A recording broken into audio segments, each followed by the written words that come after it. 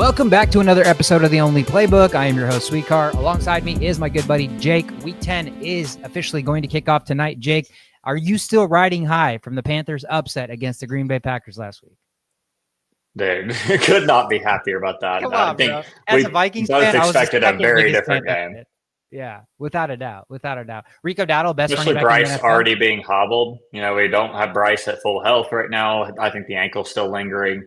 And we get to go play the Saints this week. So great chance to move to 6-4. Schedule gets a little rougher after that. So we'll kind of see what it looks like down the stretch. But can't be complaining after, I think I saw the other day it was 4-13 first year, 5-12, already at 5-4 this year for the new coach Canales. So I think things are going really well. Yeah, I mean, before the season, if I was like, hey, Jake, 10 weeks in, the Panthers are 6-4, would you take it? And I feel like 10 out of 10 times you would take that, right? 100% of the time. Yeah. So that's probably would have so taken 4 awesome. and 6 if offered. Yeah, and the fact that they beat the Packers is a double win for us because I hate the Packers and they're in my division, so it kind of helped the Vikings as well. So, but without further ado, Jake, let's jump into Week 10. Same old story. Anytime touchdown bets, start sits, boom, bust, and our kickers and defenses. Again, anytime touchdown bets last week, not so hot. Might be our worst week combined as across the entire year, but that's going to happen with gambling. I think our booms we absolutely smashed, and the kickers and defenses were fantastic as well. So we'll take some wins where we can get them, but. Let's jump into our Week 10 anytime touchdown bets, Jake. Thursday Night Football tonight. Raiders traveling to Denver to take on the Broncos. I'm taking the running back on the home team. I feel like he keeps getting vultured by RJ Harvey. This is the week J.K. Dobbins finds the end zone at -105. I like it. For me this week, I mean, how could you not after the week he had last week? I'm going with Brock Bowers this week at +165. I feel like that's great value. He's obviously shown he's not hurt anymore. He's feeling great. Looks completely unstoppable. This is one of those, I don't even really care how good the Broncos secondary is. I just think Brock Bowers is that good. I have to take him this week, especially at +165. And add the fact that they just traded away Jacoby Myers. So there's one less weapon to have to throw the ball to or share the ball with. And yeah, Brock Bowers is matchup proof. So I absolutely love that given the price as well.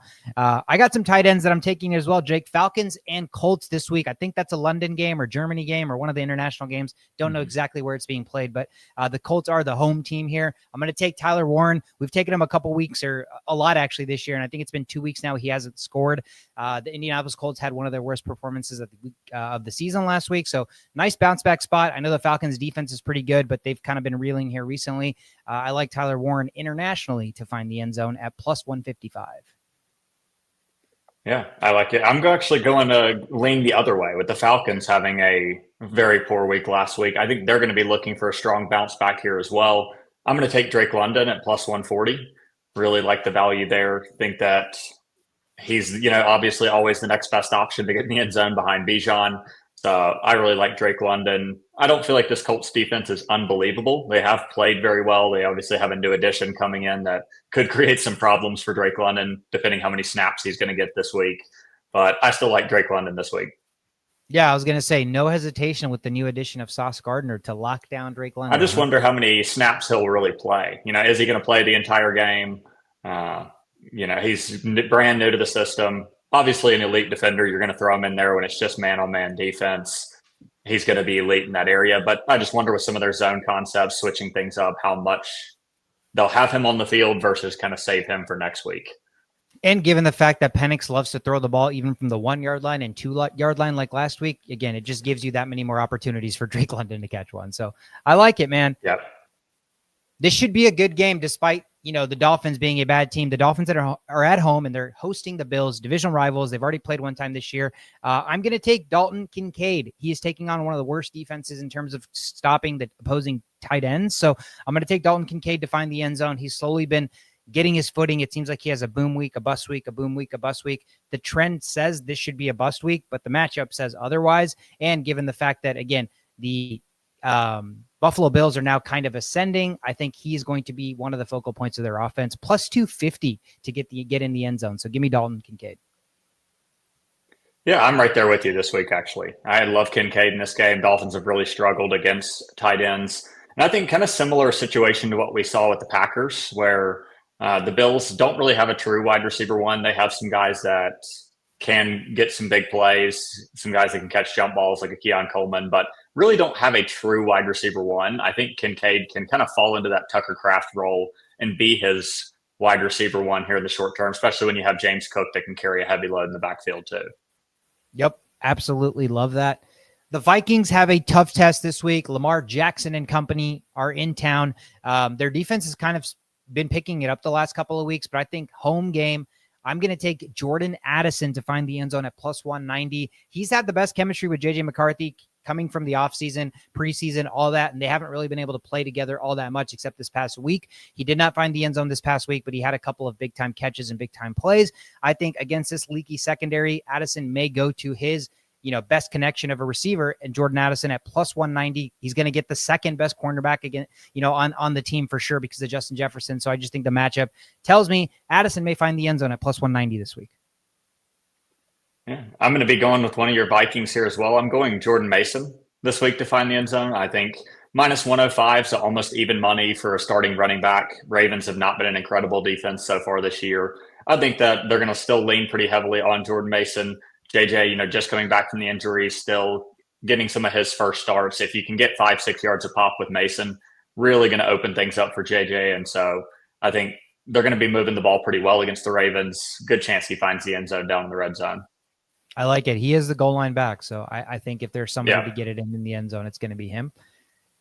The New England Patriots are traveling to Tampa Bay to take on the Buccaneers here, Jake. I'm taking the tight end for the Patriots, Hunter Henry at plus 150. Again, this is a situation where the Patriots just have a plethora of random receivers. Stephon Diggs is the true wide receiver one, but the Buccaneers have the ability to let up passing game, especially to the tight end position. Hunter Henry seems to be a safety blanket, not just for Drake May, but historically across several years now. Whoever the quarterback is, Hunter Henry is good for 5 to 8 touchdowns a year. I don't know why. I don't know how, but this is one of those games that I think he finds the end zone at plus 150. I was very close to going with Henry as well this week. I went Stephon Diggs, so I think really didn't get as much volume as you'd expect over the last couple of weeks. There's been a lot of dishing it out to random receivers. Douglas on my dynasty team actually just can't find a way to actually start him because he's been so boom or bust on whether he scores a touchdown.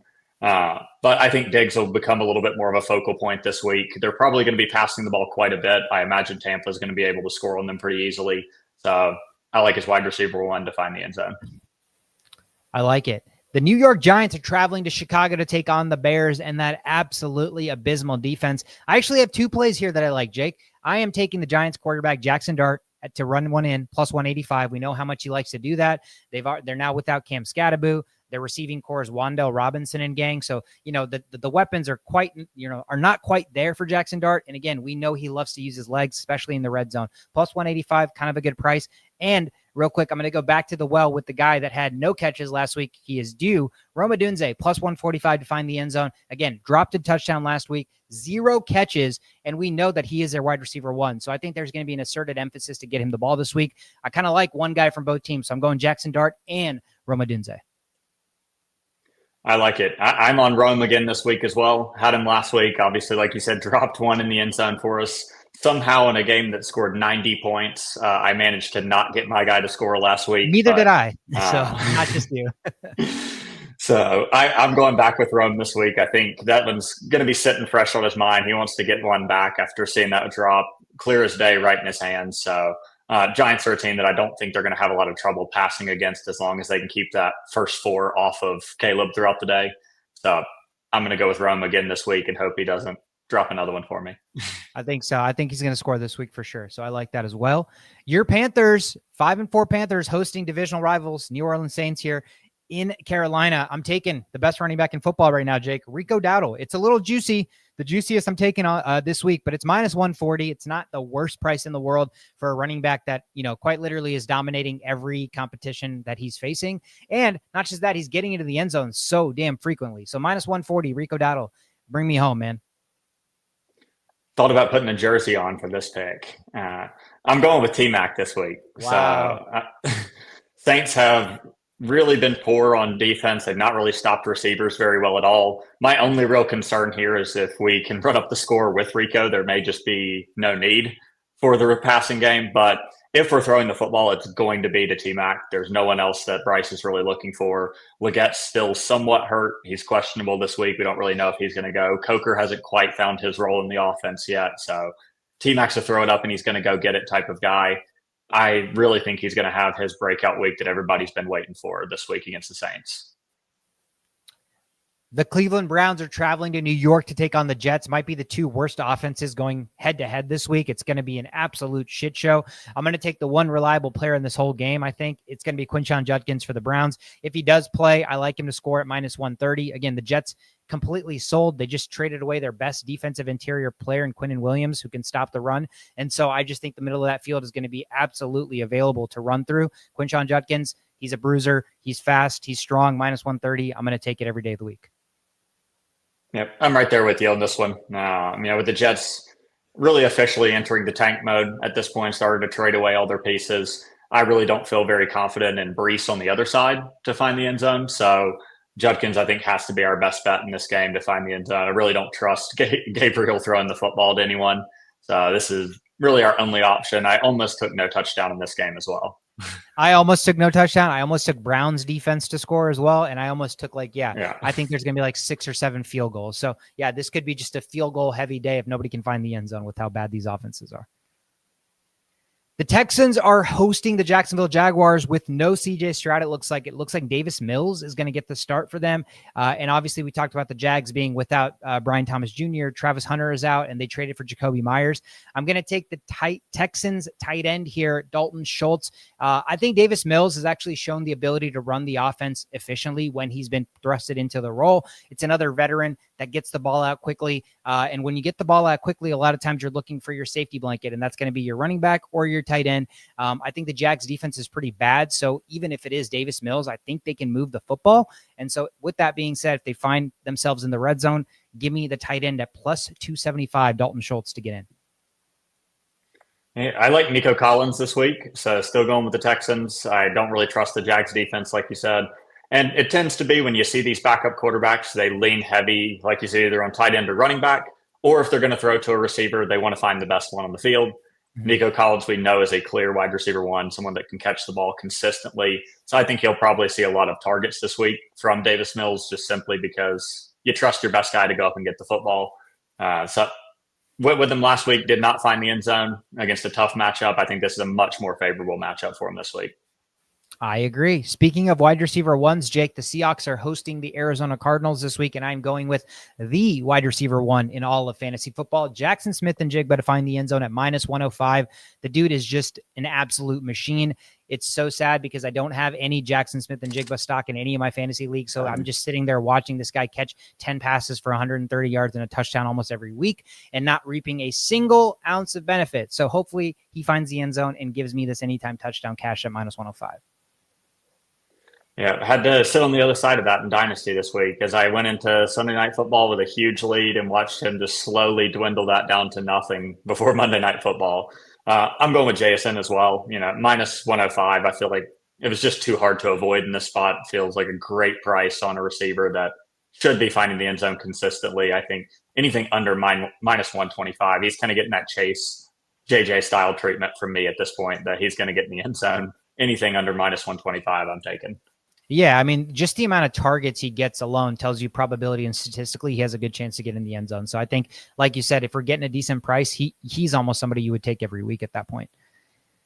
Another receiver that's a wide receiver one, Lions are taking on the Commanders in Washington. No Jaden Daniels, so it's Marcus Mariota starting. I am taking Amon-Ra St. Brown for the Lions. The secondary for the Washington Commanders is pretty bad. They give up hella yards to different players. Amon-Ra St. Brown had a pretty good game last week, but did not find the end zone. I took him last week. I'm going to go right back to him this week to get in the end zone. They're going to have a sour taste in their mouth after losing as almost double-digit favorites against the Minnesota Vikings last week. So I think they come out absolutely rolling. This could be a game the Lions put up 40-plus points, and I think if they're going to do that, St. Brown is going to be the focal point of that. Yeah. I'm going to go with Monty this week. So I think the Lions are going to have a great opportunity to put up a lot of points. Gibbs has been kind of sneaky, taking a larger percentage of the carries here. Mm-hmm. I don't know that I think this game's going to be very close, especially with Jaden not playing. I think this game could get ugly.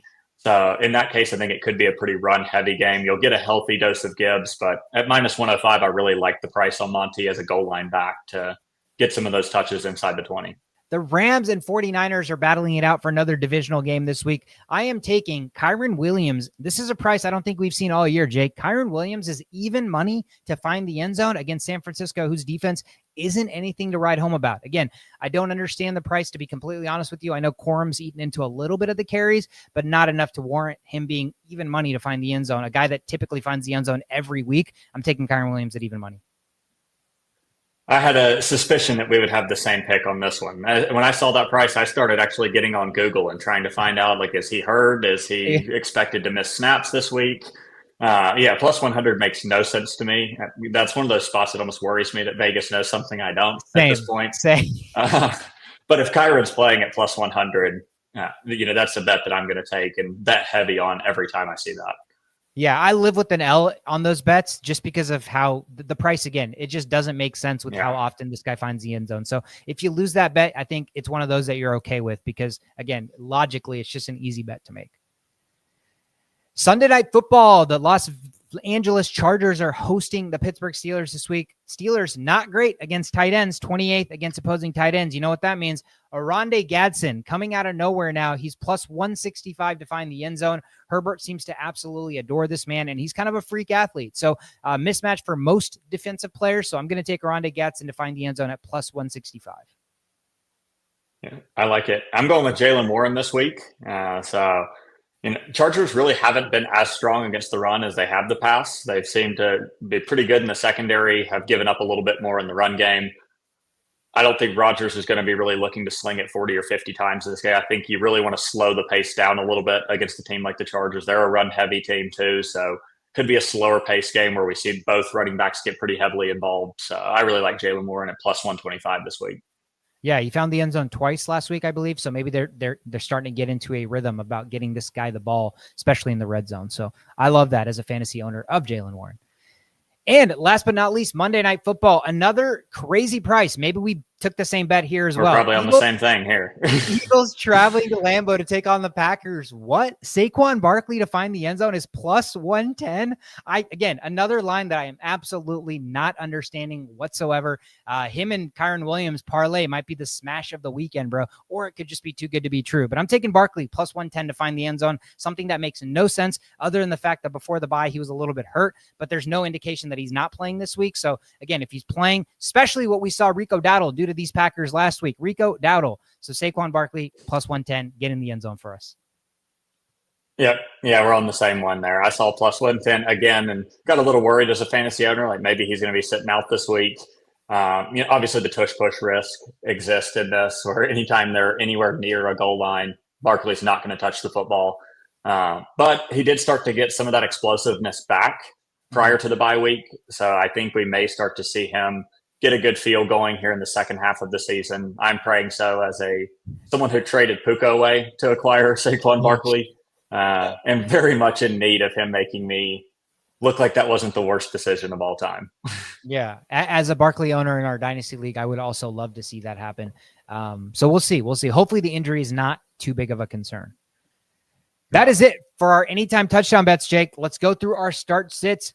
Couple of interesting ones we have this week. We have Josh Downs taking on the Atlanta Falcons, or would you start, quite literally, his own teammate, Alec Pierce, also taking on the Atlanta Falcons. I'm going to let you start us off with this one. That's tough. I think this is one that you could go either way depending on your team. So I'll kind of go through, I guess, both sides of the coin here. Josh Downs, I think, is probably a higher volume receiver. He's more of your slant kind of guy. Still somebody that can find the end zone. Probably someone that would get more targets. Probably the safer of the two to play, in my opinion. Whereas Pierce is kind of like your Waddle version, where you're looking, or Jameson Williams maybe is the better example, where you're looking for the big boom play. He is a guy that gets some big catches down the field, can score a touchdown as well. So if you need the big play this week, I think Pierce is probably the move. If you're already projected to win, I think Josh Downs may be the way I would go, just for the safety net that he offers. I absolutely agree. Downs offers you the floor. Alec Pierce offers you the upside. It is interesting that Pierce's targets have started to go up to where it's becoming a territory where you're like, maybe this is a week in and week out starter. Obviously, pairing with the fact that the Colts offense has been kind of a juggernaut, you always run the risk that this team will just run the ball with Jonathan Taylor and he'll find the end zone 3 times or something like that. So that is always kind of hanging in the back of my head. But I think you analyze this perfectly with, what both guys bring to the table. So I don't have much more to say there. Let's go to Troy Franklin taking on the Las Vegas Raiders tonight. Or would you start Aaron Jones, who is taking on the Baltimore Ravens on Sunday? I'll kick this one off. I'm going to go Troy Franklin here. He has clearly started to see his playing time, his usage, targets, all of that, and his production now start to coincide with the amount of targets he's been getting. So he's starting to become very, very productive. We already know this is somebody that's had chemistry with Bo Nix from college. So this is just kind of a matter of time type deal where Sutton's always going to get his. He's the wide receiver 1 there, and he's the most reliable target. But the big play threat, the guy that they look for down the middle of the field or deep, and the fact that they throw multiple deep shots to this guy per game, it's a bad secondary for the Vegas Raiders. I'm going to take Troy Franklin here. I think he has a really good chance to have a pretty good game. The Aaron Jones side is pretty interesting because he's coming back from injury and he looked really, really good. He looked a lot better than Jordan Mason, but then he also got hurt again. So I don't know how healthy he's going to be going into this week. And we already know he's in a timeshare with Jordan Mason, whether we want to admit that or not. So I think for that reason alone, I lean Troy Franklin here. Yeah. This is one of the few areas in the NFL where I feel like I do have insider information. So have a direct source within the Broncos organization that has told me that they really love Troy Franklin. They think very highly of Troy Franklin, and his stock should start to ascend quite a bit going through the end of the year, especially into next year. I think this is a great spot to start getting him involved. Vegas is pretty bad defense. It's a great opportunity for Bo Nix to really let it loose, throw some deep bombs. He does tend to check down a little bit more than I would like, but I think against a Vegas team, there's going to be a lot of opportunity, and Troy Franklin is a guy that can take the top off the defense. I know that he's very well liked within the organization, and they're looking to get him more involved. So, I agree. I think he's a great waiver stash for anybody. If you see him sitting out there and the waiver wires, could be a great person to pick up throughout the rest of this season. I completely agree. Let's stay with that same game. We have a couple of running backs on the Broncos side, Jake. J.K. Dobbins is clearly their starter. He's the first and second down back, but for whatever reason, they hate getting this man the ball in the end zone. They love throwing the ball to R.J. Harvey, who is the backup running back, to get into the end zone. Would you start the starting running back, J.K. Dobbins, or would you start the backup running back that somehow keeps getting into the end zone in R.J. Harvey? I think I'd probably lean more towards J.K. Dobbins from a volume standpoint, and I think the defensive matchup is very favorable for him this week, so there's a great opportunity for him to really run for a lot of yards. But R.J. Harvey is probably going to continue to get the passing downs. He's somebody that's constantly a threat to score. He's shown that in a couple weeks in a row now, so I think still a very good opportunity that he could find the end zone, but I just like the volume play of Dobbins still a little bit more than Harvey personally. Yeah, I have Dobbins as my anytime touchdown bet for this game, and so I expect him to get in the end zone. So if we're asking for the same amount of volume that he normally gets, and he finds the end zone, he should have a pretty good fantasy day. Yeah. Next one we have on the board, Ladd McConkey versus the Pittsburgh Steelers on Sunday night. Or would you start Stephon Diggs, a guy you had already mentioned earlier, against the Tampa Bay Buccaneers? Yeah, this one's tough because I do think Diggs is going to score this week against Tampa, and I think that they're going to be passing the ball a lot. From what I've seen out of Drake May, I don't really foresee anyone is going to be able to stop him passing the football. It's unbelievable how well he's playing. So, I do kind of lean a little bit more towards Diggs just because Ladd, there are so many mouths to feed over there. I am still starting Ladd personally in my own league, not really by choice. I don't have anyone else that I could plug in that would make sense, but Ladd's going to get the volume. He's a safer play, but I do think Diggs is going to have a big week. And so I'm going to ride with what I'm going with on the touchdown side and say that for me, I would start Diggs for that reason.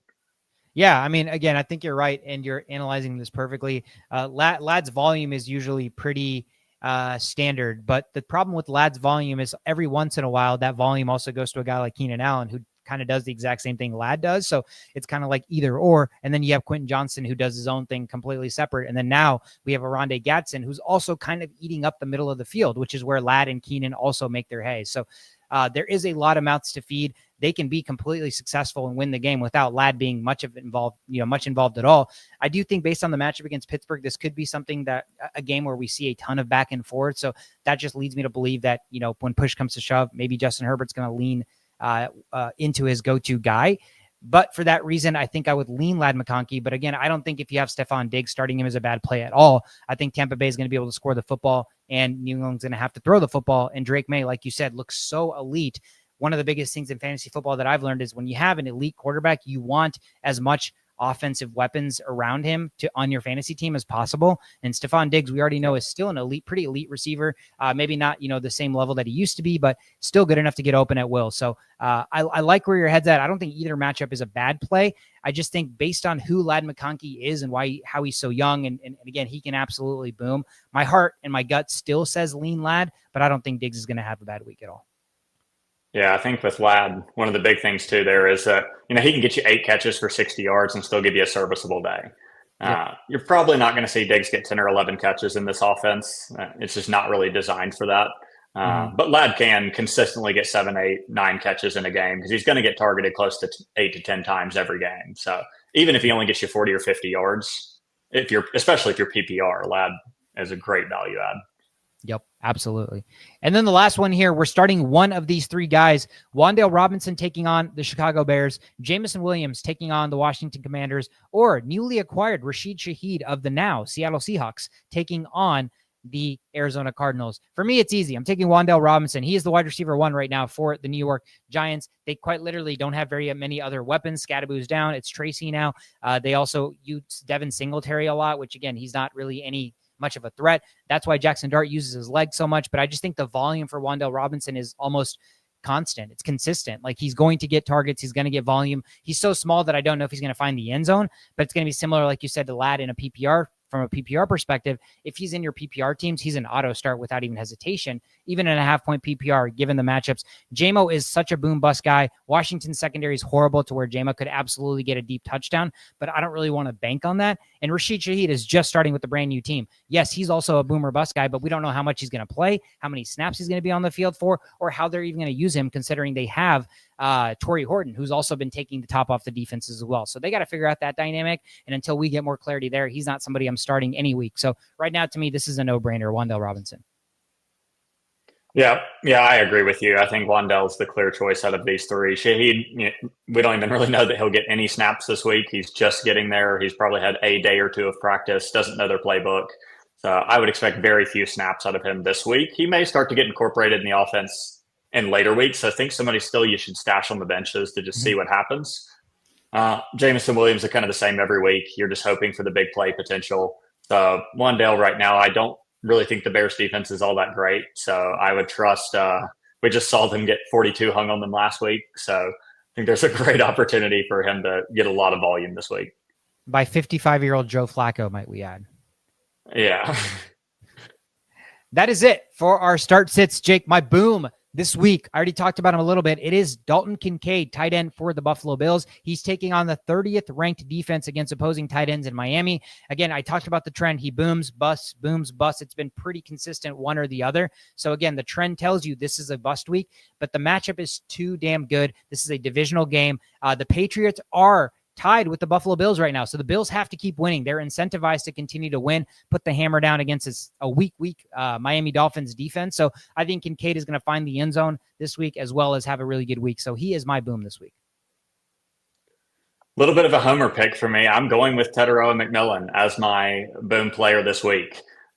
Usually I like to leave my personal favorite players out of this, my own team out of this, but I do really love this matchup against the Saints. I think we're still down a few offensive linemen. So while Rico has looked great, I expect a huge game out of him as well. I still think there's some potential that the run game does start to flop a little bit compared to what we've been doing. Rico averaging 8-9 yards a carry. That has to slow down. I think they're really going to stack the box heavy and try to force Bryce to make throws. T-Mac is really his only target that he trusts consistently. We're still waiting on him to have a huge game. I think they're going to be stuck playing him in some one-on-ones, and he could be very dangerous this week. Yep, absolutely. My bust this week, I don't like it, but I'm doing it. It is Marvin Harrison Jr. for the Arizona Cardinals. He had his best game of the season last week, and it was against the Dallas Cowboys and their atrocious secondary. This week, he's taking on the Seattle Seahawks and their 6th ranked defense against opposing wide receivers. They have great cornerbacks, Tariq Woolen, Devon Witherspoon. And so I just think this is not an ideal matchup. We've just learned that Jacoby Brissett is going to start another week, which actually favors the Arizona Cardinals offense and their pass catchers. But this could be a week where we see a lot of involvement in the middle of the field with Trey McBride. I just think on the outside perimeter, Marvin Harrison Jr. has an opportunity to get absolutely locked up. So people that saw his boom last week, maybe you hadn't been starting him because he hadn't been so good. You see him on your bench, he drops 19, and you're like, oh, is he back? You thrust him right back into your starting lineup, but he gets a pretty shitty matchup. So I don't think he's going to have as good of a week as last week. I hope I'm wrong because I own him in Dynasty, and I hope he absolutely booms, but I think he is a big bust candidate this week. Well, anybody watching the podcast was starting Marvin Harrison Jr. last week. I told him it was his boom week coming against the Cowboys. Anyone out there watching knew to start Marvin Harrison last week. So now we're telling you the opposite. You got to slide him back to the bench for a week. Got to do it. You got to do it.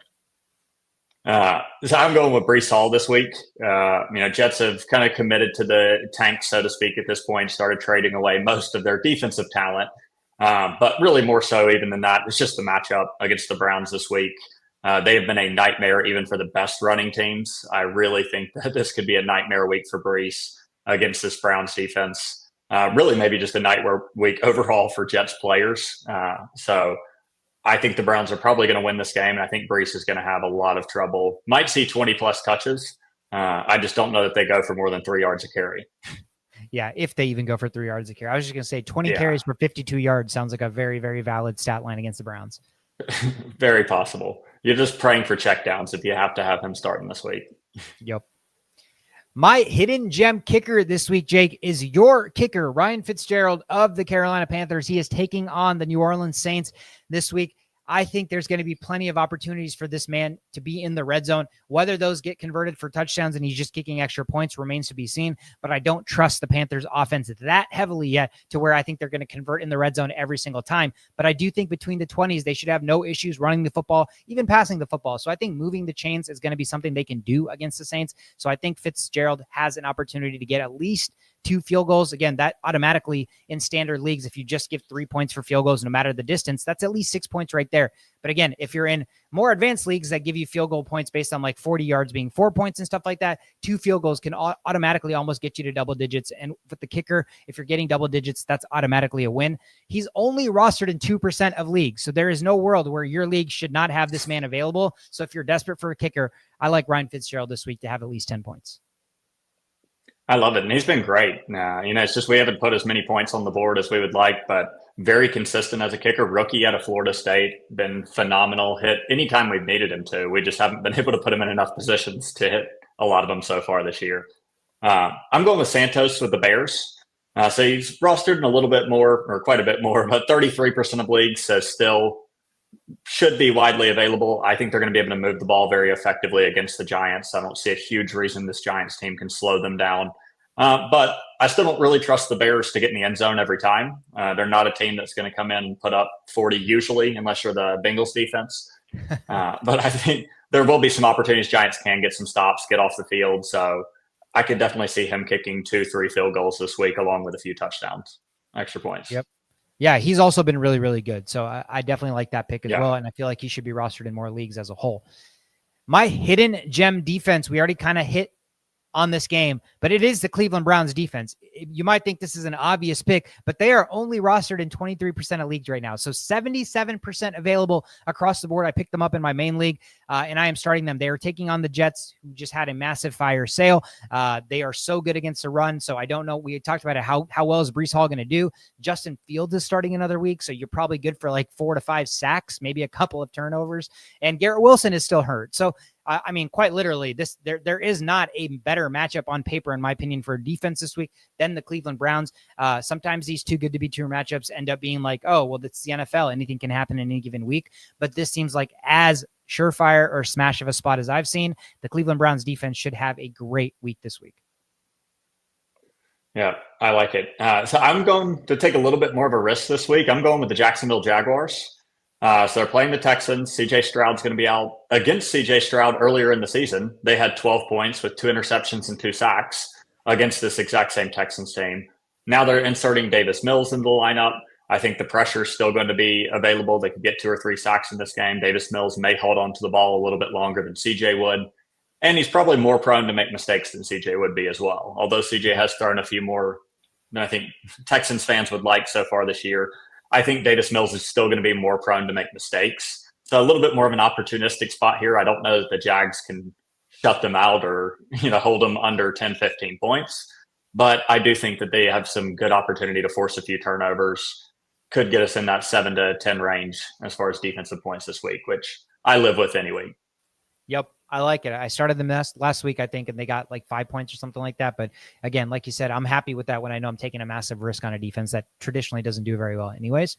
But that is it, guys. That is all we have for you this week. Again, another week in the books. We're hitting that point where, you kind of have to stack wins if you want to make the playoffs, whether it's your favorite team or fantasy football. So every week matters. Every decision is going to matter. Again, if you're watching, hit the like, hit the subscribe. It helps spread the word. Instagram, Twitter, TikTok. If you ever have any questions about start sits that we did not address here, you can hit us up on any of our social medias. We will absolutely respond. Thank you guys so much for tuning in. Let's have another fantastic week. Let's actually not have as bad a week as we did last week with our anytime touchdown bets, and let's hit some bets. And as always, win your fantasy football matchups. Thank you guys so much for tuning in.